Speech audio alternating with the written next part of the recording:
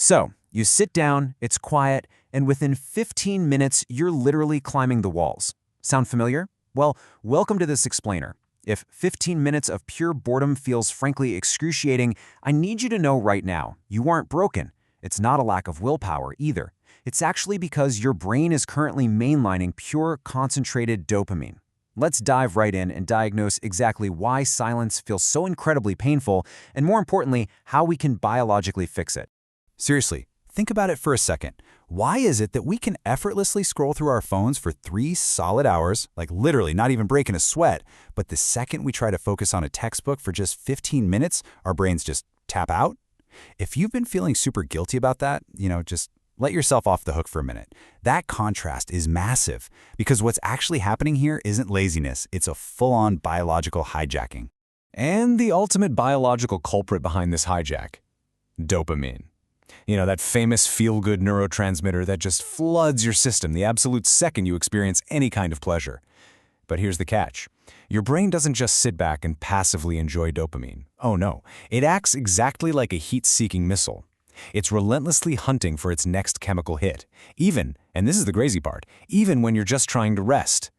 And let's be honest, right now, your brain is getting an absolute feast. Think about it. Every single time you open an app and swipe, you are instantly handed something completely new. A joke, a crazy dance, some shocking random fact. Just boom, boom, boom. It requires literally zero effort from you, but provides this insane level of extreme stimulation. These perfectly engineered short-form videos are leaving your brain completely overstimulated. You're basically mainlining dopamine at lightning speed. So picture this. On one side of the spectrum, you've got these instant, effortless hits from the digital world. And then on the other side, you've got what we call slow rewards. Reading books, taking detailed notes, sitting through long lectures. Studying essentially sits at the absolute bottom of your pleasure scale, right? Because it demands so much intense effort long before it ever delivers any kind of reward. You're essentially giving your brain a choice between this massive, totally effortless digital feast and a very slow, really difficult meal. Of course it wants the feast. But again, you aren't broken. It's just that your internal scale is completely unbalanced. Your baseline for pleasure has gotten so incredibly high that only that extreme stimulation even registers anymore. So, to actually fix this, we need to look at a 2-part biological treatment. Step 1, we have to recalibrate and totally reset that dopamine baseline. And step 2, we need to actively raise studying up on your pleasure scale so that it actually starts delivering dopamine all on its own. Okay, so how do we reset that baseline? Well, you're going to want to try the 15-minute wall stare challenge. Now, hear me out on this. You need to spend 15 minutes every single day in complete, utter boredom.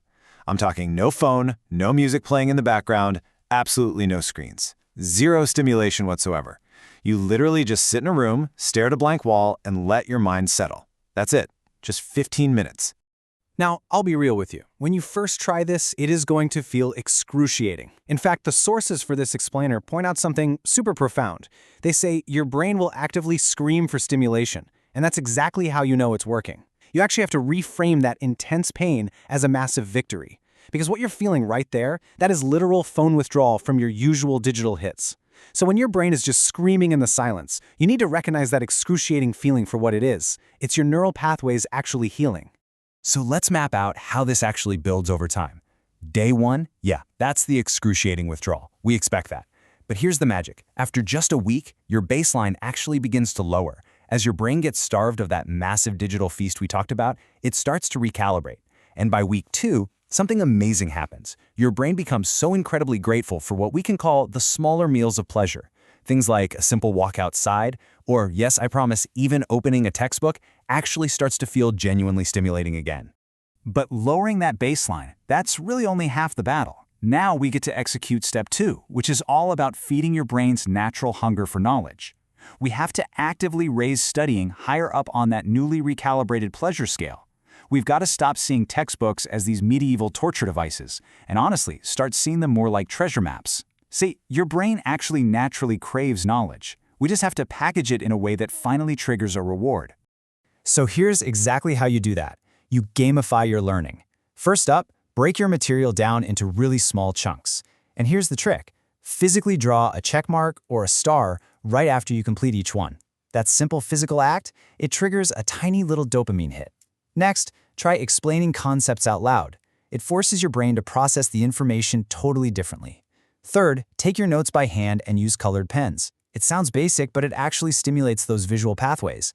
And finally, make sure you actively connect whatever you're studying to your own personal interests. Now, to tie all of these hacks together, I want you to remember one magic number, 25. I'm talking about the Pomodoro technique. That's 25 minutes of locked-in, focused study, followed by a quick 5-minute break. So why does this work so well? Simple. Your brain absolutely loves countdowns. You're basically turning this vague, seemingly endless study session into a finite, winnable game. You literally trick your brain into hyperfocusing simply because it knows, for a fact, that a guaranteed reward is just around the corner. And when you start combining all of this stuff together, the lowered baseline, those tactical breaks, the gamified material, something really cool shifts. You stop studying out of pure dread. Instead, you start approaching your work with genuine curiosity. You aren't just miserably memorizing facts anymore, you're actively feeding your brain's natural hunger. And when you finally truly grasp a complex concept, wow, you earn one of the most powerful feelings your brain can possibly generate, the absolute dopamine hit of true mastery. So it really all comes down to this. It's time to make a choice. You have to stop being a distracted victim to your devices and start starving your brain of those instant hits to actually reclaim your ability to focus. Remember, your brain isn't broken, it was just hijacked. So the big question is, if you do this, if you reclaim your dopamine and you finally unlock your true ability to focus, what exactly are you going to build with your newly reclaimed future?